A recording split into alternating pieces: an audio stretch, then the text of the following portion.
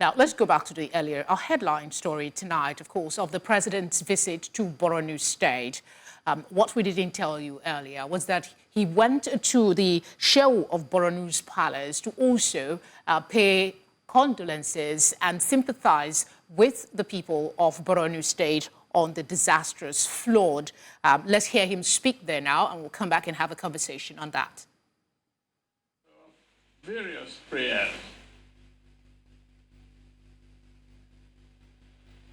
This one disaster that we must pay attention to. We will help Borno State.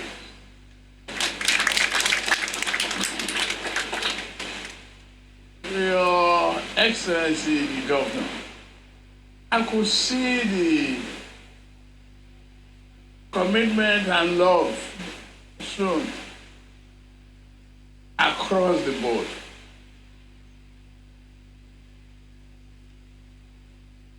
The Governor of Bauchi is here. He's of a different party. And this is what is expected of Nigeria. Let's take a look at developments from Borno State with the flooding, the president's visit and other issues. We're joined now by a public affairs analyst, Moses Idika. Moses, thank you for joining us. Let's talk about the president's announcement of a disaster relief fund for, such a situation occurring in the future. Do you think his visit is enough? Some say better late than never. At least he showed it's enough to reassure Nigerians of the administration's commitment to addressing issues that has to do with disaster management. Yeah, good evening and thank you. Yes, it's okay. It shows that he's in charge. His visits, President Tinubu's visit to Maiduguri is definitely in order. However, the real issue is not just his visits. It's what is the federal government's plan on climate-related issues. The flood in Maiduguri is not just a natural disaster. It was foretold. The Lao Dam that overflew its banks and then flooded more than 16 local governments in Borno State didn't just happen. It was a preventable occurrence. So what we are seeing in Borno State is also inherent in several states in the country. All our dams in southern Nigeria, in northern Nigeria, we don't know the status of those dams. What is the maintenance status of those dams? That is on the side of dams. There are also other climate-related issues that predispose various communities, states, and several parts of Nigeria to all manner of natural disasters. Flood is just one of the natural disasters that as a result of, depletion of ozone layers of the climate. So what we should be talking about is what is the federal government's plan and policy about climate change, okay. Deforestation or afforestation, as the case may be, channelization of, areas that are prone to flooding and all that. So yeah, you said something pertinent here that, you align to all the analysts that I've spoken with when they say that the situation we have in Borno was totally avoidable if preemptive measures were taken. So on that score, I'd like you to speak briefly. In all of these visits that we've had from governors to security officials and now to the president, we've not heard of any accountability of punishment perhaps for actions that may inadvertently had led to the disaster that we have today? Aside from announcing a disaster relief fund, we also don't know what the policy direction or response is from the government to address the poor maintenance culture, the rot that we have there that you've also highlighted.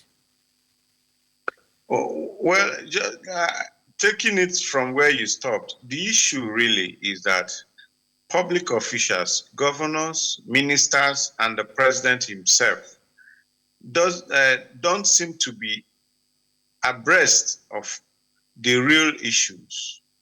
We have, in several parts of Nigeria, there could be forest fires.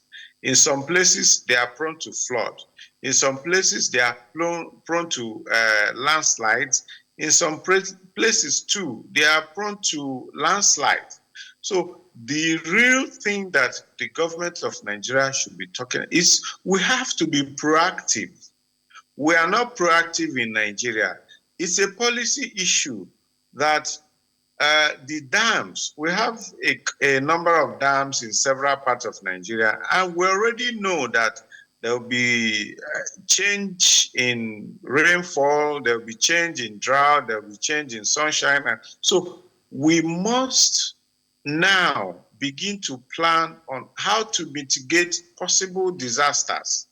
Because the governor of Borno State, Professor Zulum, is supposedly a learned person, but some time ago I read in the news where some people confronted him and he said that the dam was intact and there's no problem, there was no cause for alarm. But today we can see hundreds of Nigerians have died, homes have been washed away, businesses and so, but what is that indicative of? Because I'm very concerned about this seeming lack of accountability. Everybody's sympathetic, everybody's emotional about what has happened, and of course funds are being plowed in. If we don't have accountability as to the responsibility of civil servants who have pledged allegiance to the people failing to ensure that we don't have such a scenario, how are we sure that these monies that are being announced from 100 million to 200 million to relief efforts will be judiciously accounted for and utilized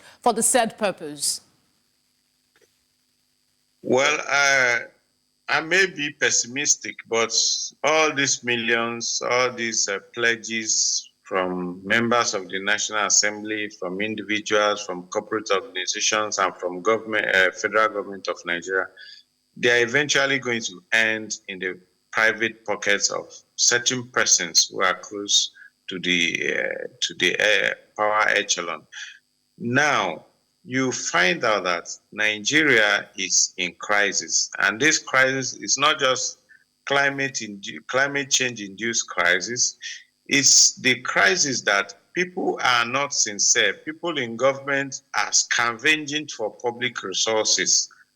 Nigeria's resources, state resources, are seen as resources that belongs to no one, that if you can scavenge and get whatever you can get belongs to you. So you see that the government, even the government of Borno State, as we speak, has no response for the next foreseeable disaster arising from the Lao Dam. The Borno State government or the federal government of Nigeria, they don't have any plan.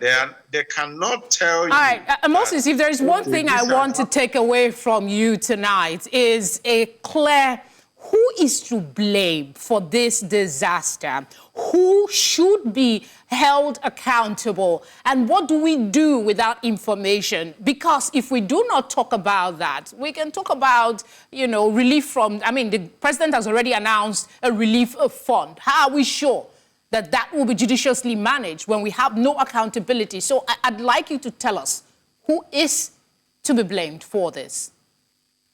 Of course, the buck stops on the table of Professor Babagana Zulum of Borno State. He is to be blamed.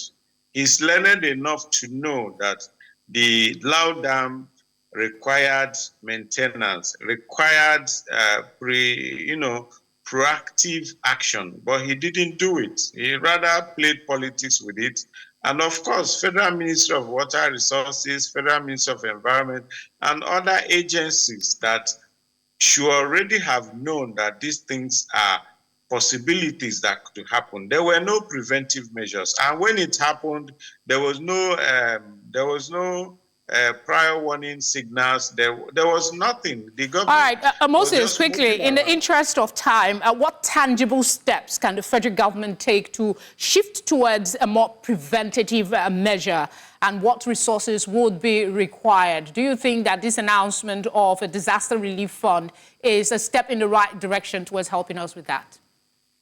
Well, the disaster relief fund is a stopgap approach to just to cushion the immediate effect on the people that were affected. However, there must be a clear-cut policy of, to mitigate the possibilities of such disaster. It could be fire in northern Nigeria.